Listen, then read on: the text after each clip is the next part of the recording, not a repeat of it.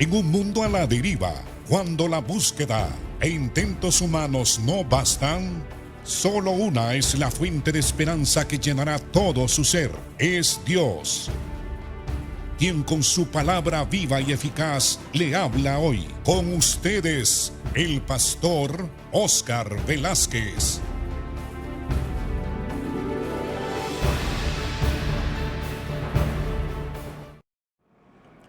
Dios les bendiga, amados hermanos. Bienvenidos a su programa Viva y Eficaz. Estamos estudiando el libro de Marcos, el Evangelio. Estamos en el capítulo 2. El día de ayer estuvimos hablando de la manera como Cristo había sanado a un paralítico cargado por 4. Donde Jesús enfatiza la necesidad primaria que el hombre tiene de que se le perdone todos sus pecados. Cuando bajaron al paralítico en lazos en la presencia de Jesús, habiendo previamente roto el techo para bajar a este paralítico, Jesús volvió a ver al paralítico y le dijo: Hijo, tus pecados te son perdonados. De eso estuvimos hablando el día de ayer, anunciándole a la gente que es necesario, prioritario, y que es la única manera que el hombre puede evitar el juicio divino de que se les perdone sus pecados. Y que el único que tiene la potestad, el poder y la autoridad legal de perdonar los pecados del ser humano es Jesucristo, quien llevó en la cruz sobre su cuerpo los pecados de nosotros y quien sufrió el castigo por nuestras transgresiones o pecados, que es la muerte. Hoy vamos a hablar sobre el tema de cómo Jesucristo empezó a llamar a sus discípulos, cómo los eligió. En este caso, vamos a estudiar el llamamiento que Jesucristo hace de Mateo. Dice así la palabra del Señor. Después volvió a salir al mar y toda la gente venía a él y él les enseñaba. Y al pasar vio a Leví, hijo de Alfeo, sentado al banco de los tributos públicos. Y le dijo: sígueme. E inmediatamente Mateo o Leví se levantó y le siguió. Aconteció que estando Jesús a la mesa en la casa de él, porque Leví o Mateo de gratitud había hecho una comida especial, una cena, y había invitado a Jesucristo y a otros discípulos que ya el Señor había escogido. Entonces estaba Jesús sentado a la mesa en la casa de Leví o Mateo, y estaban también a la mesa juntamente con Jesús sus discípulos, porque había muchos que le habían seguido. Y entre esos discípulos que habían seguido a Jesús estaban algunos que habían sido discípulos de Juan el Bautista. Y los escribas y los fariseos, viéndole comer con los publicanos y con los pecadores, dijeron a los discípulos: ¿qué es esto? ¿Que él come y bebe con los publicanos y los pecadores? Y al oír esta acusación de los fariseos y de los escribas, entonces Jesús les dijo a ellos: los sanos no tienen necesidad de médico, sino los enfermos. No he venido a llamar a los justos, sino a los pecadores. Este pasaje nos habla primeramente de la manera como Jesús empezó a llamar a ciertos discípulos. El texto dice que después volvió a salir al mar. Jesús volvió a salir al mar, a las orillas del mar, y la gente venía a él porque ya le conocían. El Señor ya había crecido su fama, porque en cualquier parte que iba, los que estaban enfermos venían a él, y Jesús imponía sus manos sobre los enfermos y estos eran sanados. Había mucha gente enferma en la época de Jesús. Había también bastante pobreza, y a causa de la pobreza, las enfermedades eran un problema para la gente, porque no tenían el dinero suficiente para comprar medicina o para pagar los servicios de un médico. Además, en esa época, la medicina en esa región y entre el pueblo de Israel estaba en sus principios.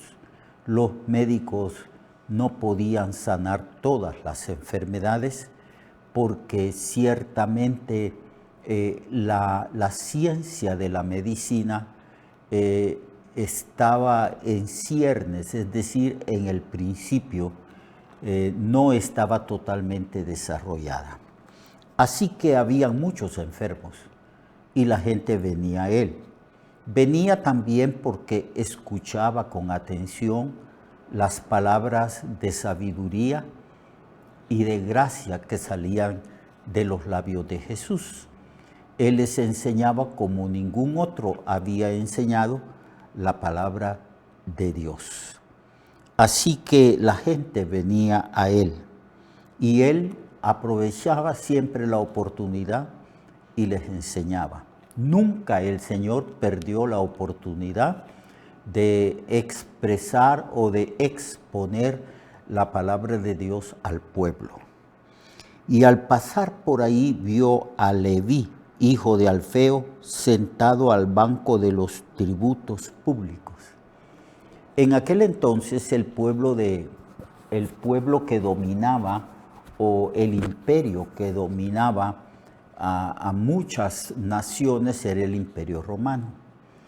Y el Imperio Romano, para sostener a sus ejércitos de ocupación, ellos cobraban impuestos, imponían impuestos a los países a quienes ellos dominaban.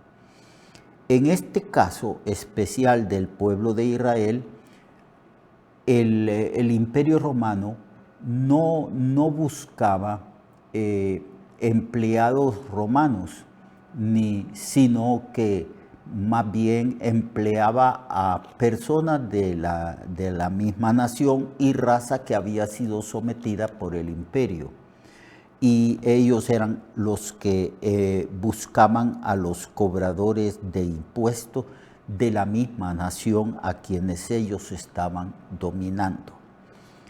Y por eso los cobradores de impuestos eran odiados, eran tenidos por traidores, porque estaban recolectando los impuestos que el imperio había puesto sobre la nación de Israel. Eran tomados por pecadores, por traidores, y eran sumamente odiados. Además, se les pagaba con una cuota. Ellos, los cobradores de impuestos, tenían que tener una cuota que pertenecía a ellos, de los mismos impuestos. Y se cree que muchos de estos cobradores de impuestos, a quienes se les llamaba los publicanos, estos cobraban exageradamente, subían la cuota del impuesto para obtener ganancias propias. Y también por esta razón eran odiados y eran llamados personas deshonestas o ladrones que robaban al pueblo que estaba sometido por el imperio. Así que eran grandemente odiados. Sin embargo, Jesucristo llamó a algunos de ellos para que estuviesen con él, y Jesucristo escogió a muchos de ellos para que oyeran su palabra y fueran salvos. Porque como ya vemos aquí al final de esta porción que acabamos de leer, Jesucristo dijo: yo no he venido a llamar a justos, sino a pecadores, para que estos se arrepientan. Así que Mateo o Leví, al haber sido llamado por el Señor, porque le dijo: sígueme, e inmediatamente Mateo dejó la mesa donde estaban recaudando los impuestos. Probablemente dejó encargado allí a alguien y se fue en pos de Jesucristo. Este Mateo es el que llegó a ser después apóstol de Jesucristo y el que escribió el libro de Mateo. Así que el llamamiento fue un llamamiento importante, y este hombre inmediatamente le siguió a Jesús, dando a entender con esto que la palabra de Cristo es una palabra de autoridad y que el llamamiento que Dios hace a las personas para que éstas sean salvas y conozcan a Cristo y sirvan al Señor es un llamamiento que los teólogos llaman eficaz, muy efectivo, un llamamiento muy poderoso que es muy, pero muy difícil y casi imposible que se le pueda rechazar. Entonces este hombre, amados hermanos, de gratitud invitó a Jesús a un banquete e hizo banquete. Y no solamente invitó a Jesús y a sus discípulos, a los que el Señor había llamado, porque estaba llamando a varios y estos se iban integrando al grupo. Entonces, Mateo invitó a Jesús, a sus discípulos y a muchas personas que estaban con él. Hizo un gran banquete. Y el Señor entró a la casa de Mateo y se sentó a comer. Esto lo hacía el Señor porque el Señor estaba lleno de amor. Él había venido con una misión bien específica. En cuanto a su ministerio y a quién debía de predicar primero, había recibido instrucciones de su Padre Celestial que fuera primeramente a las ovejas perdidas de la casa de Israel, a hombres así como los publicanos, a las prostitutas, a los más pecadores de la sociedad judía. Esos pecadores eran menospreciados por los fariseos, los escribas, los sacerdotes, por toda la élite religiosa que existía en la época de Jesús. Ellos se habían vuelto muy orgullosos, tenían lo que suele llamarse orgullo religioso, que es uno de los peores orgullos que puede anidarse en la mente y en el corazón de un hombre religioso. Ellos menospreciaban a los pecadores. Pero Jesús vino a buscar y a salvar lo que se había perdido. Eso no lo entendían los fariseos y los escribas porque ellos habían asumido una actitud legalista, es decir, que ellos acusaban a medio mundo. Además, como eran orgullosos y pensaban que se podían justificar delante de Dios por medio de sus propias obras, al ver que los demás no eran como ellos, que se esforzaban en su orgullo religioso de justificarse delante de Dios, ellos asumían la actitud de jueces, criticando y juzgando a los pecadores. Entonces Jesús está allí porque ha sido invitado por los pecadores, ha sido invitado por Mateo. Mateo invitó a otros semejantes a él, a otros publicanos, a otros recaudadores de impuestos. Y entonces los fariseos y los escribas que estaban allí también presentes, ellos empezaron a criticar a Jesús y a decir que cómo era posible que si Jesús era un profeta, él pudiera entrar en casa de hombres pecadores y tener intimidad con ellos comiendo, compartiendo la comida con los pecadores. Cuando Jesús oyó estas críticas, entonces el Señor dijo, los que están sanos no tienen necesidad de médico ni de medicina, sino los enfermos. Yo no he venido a llamar a justos, sino a pecadores. Aunque hay que entender las palabras de Jesús, la verdad es que a la luz de la revelación total de las Sagradas Escrituras, no existe ni un ser humano que sea justo. Todos somos pecadores. Nadie puede justificarse por su propio esfuerzo delante de Dios. Nadie puede merecer el perdón y la salvación que Jesucristo ofrece y da por medio de sus obras, porque todos somos imperfectos, moralmente pecadores e imperfectos. Por lo tanto, Cristo dijo, yo no he venido a llamar a justos, sino a pecadores. Todo el pueblo de Israel era un pueblo pecador. Solo que habían, según las normas religiosas establecidas por los hombres en esa época de Jesús, es que habían algunos que eran menospreciados y que eran catalogados como los peores pecadores, los pecadores que habían llegado mucho más bajo. Habían religiosos, porque ciertamente estaban los fariseos, los escribas, la casta de los sacerdotes, los levitas, estaban los herodianos.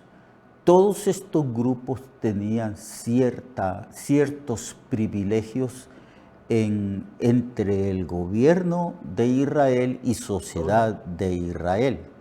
Entonces todos estos tenían ciertos privilegios.